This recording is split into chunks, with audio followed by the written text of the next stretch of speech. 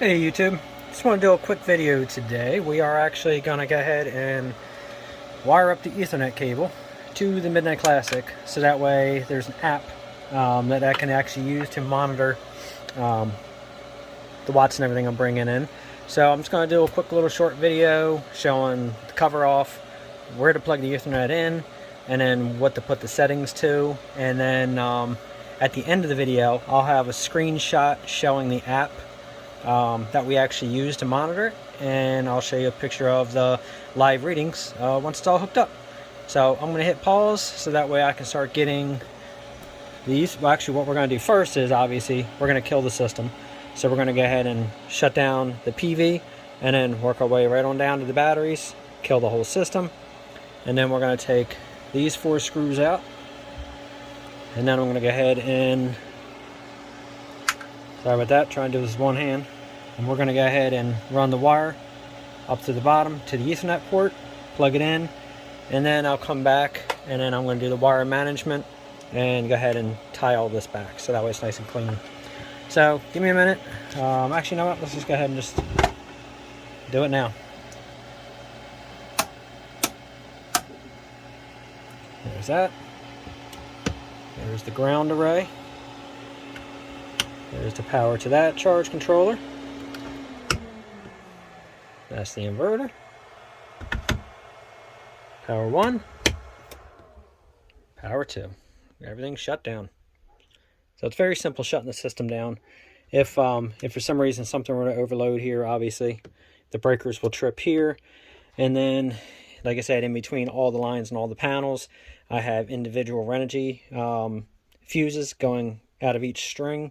And then each string obviously feeds into the breakers here. So it's pretty redundant as far as being able to shut the system down.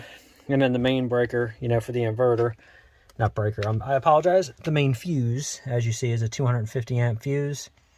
I had a little cheaper one that we actually got off of Amazon. The cheaper one apparently had a lot of resistance between it because the wire going to the battery side was nice, but then the wire over here was getting red hot. So I'm going to hit pause and we're going to go ahead and pull this cover. Alright, the screws are out, the cover's off. So we're going to go ahead and I'm going to unplug it from here so I can sit this down, and then right here is where we're going to go ahead and plug in for the Ethernet. So unfortunately, since I'm doing this with one hand, I am going to have to go ahead and hit pause again. So I'll be right back. Okay, so the wire's through, and then we're going to go ahead and that's it. Click it, plug it in, and then we're going to go ahead and I'll try to do this with one hand. I don't think I can, but I'll give it a whirl.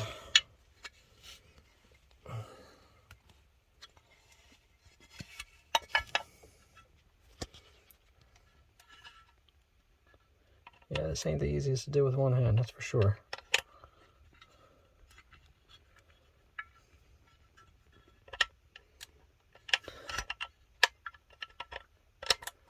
There we go. Actually able to get it. Okay.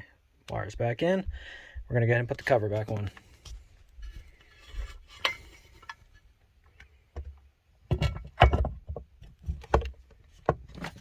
Alright, cover's on, and we're going to get the screws in. So unfortunately I can't do that with one hand. Alright, cover's back on. So I'm going to go ahead and fire everything up.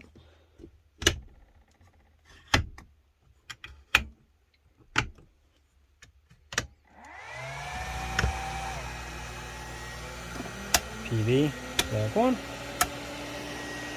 Alright, it's got to turn on. It's got to go back into its self-check mode.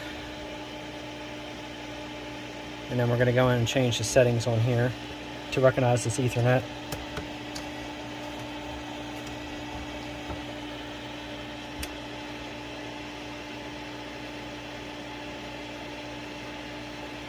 Okay. Roof array is coming back up. And that's the ground array. Okay. Go into main menu. Press it a second time. Actually, here we go. We're going to go to net, press enter, Static, we're going to change that to DHCP. Press enter. It's saved. It's got a new IP address. And go back to menu. And in technicality, that should be it. So, unfortunately, I can't show the app on the phone as I'm recording, so I will add pictures in the end showing the readings and showing how it works. But very simple hooking Ethernet up. Doesn't take much. Like I said, once you're done everything, just go ahead and, again, tie all your wires up, make everything nice and clean so you don't have wires hanging all over the place. And that's pretty much it. So if you have any questions, feel free to leave a comment and like, subscribe, and share, please. Thank you very much. You know, I was thinking before I go ahead and shut this video down, I also want to address something else. I've posted a video or pictures showing individual 12-volt battery monitoring, and I've had some people say, why are you showing, why are you running all these, appliances in your whole house off of 12 volt? Well, obviously I'm not running off of 12 volt because it's a 48 volt system, as noted in all my videos. And very simple dead giveaway is how I got all the batteries wired in strings. So I've had people question thinking I'm running a 12 volt system. It's not a 12 volt system, it's a 48 volt system.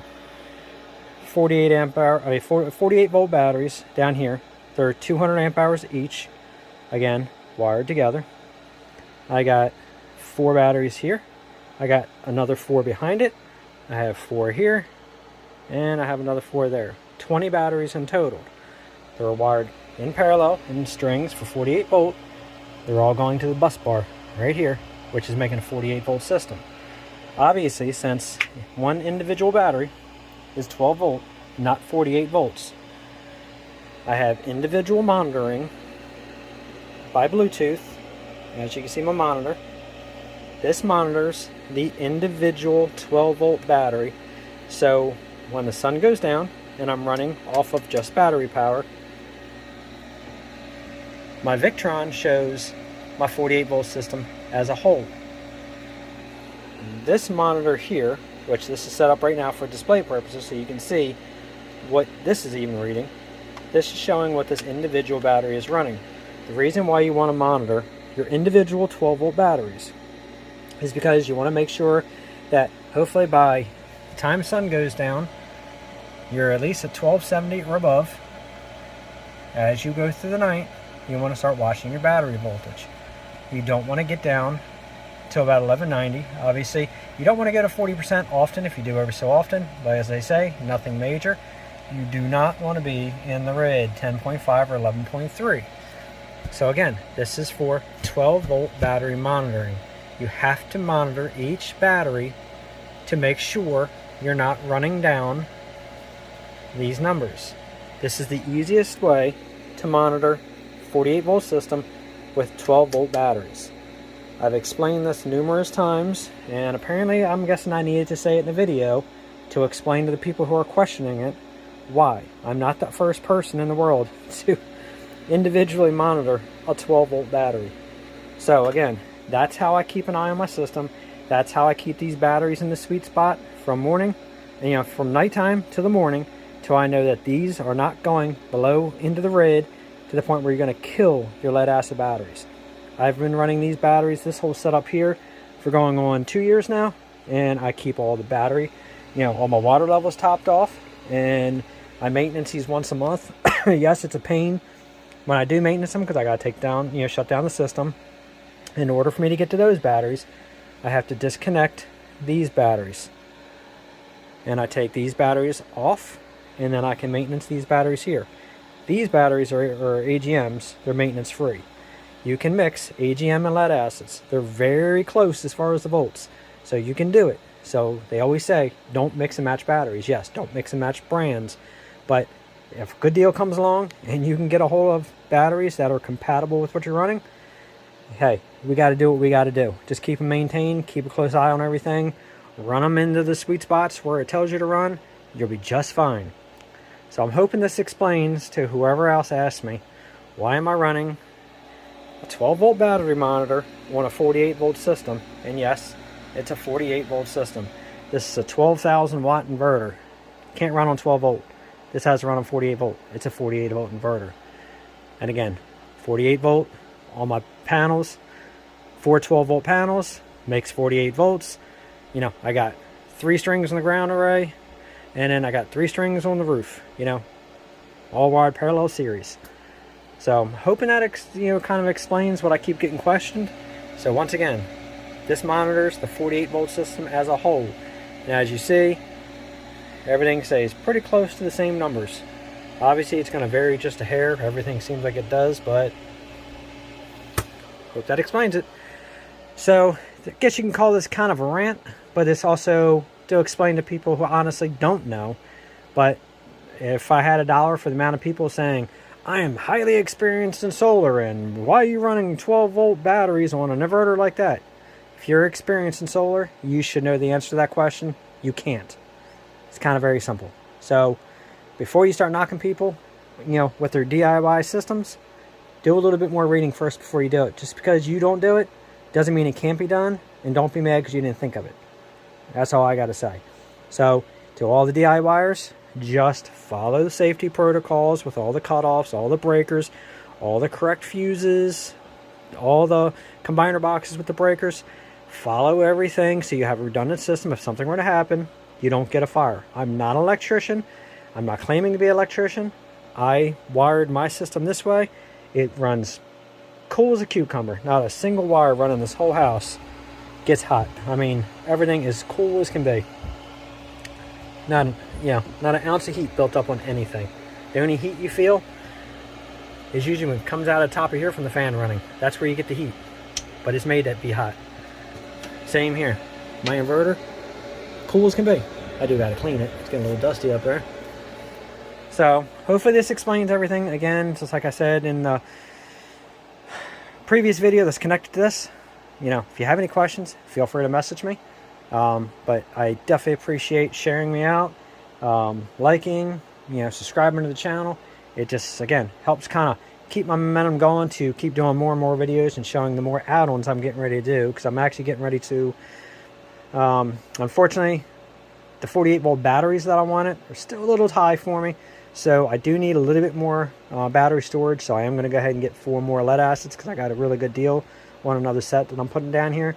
So I'll do a video showing adding another string. So that's going to be 24 batteries total.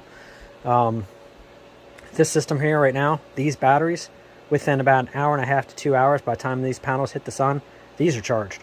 So it doesn't take me long at all to charge my 20 batteries. 24 isn't going to do anything really, any extra to the system. It's going to handle it just fine. And then through the whole entire day, I run off nothing but solar. I don't even touch my battery bank power. This is only at nighttime, and I can still run from, you know, time the sun sets to the morning. I'm still probably at maybe 12, 20. Usually I'm at. Sometimes by the morning. Sometimes I can make it pretty much on a cloudy day through the entire day before I even get close to 1190. So this system's doing okay.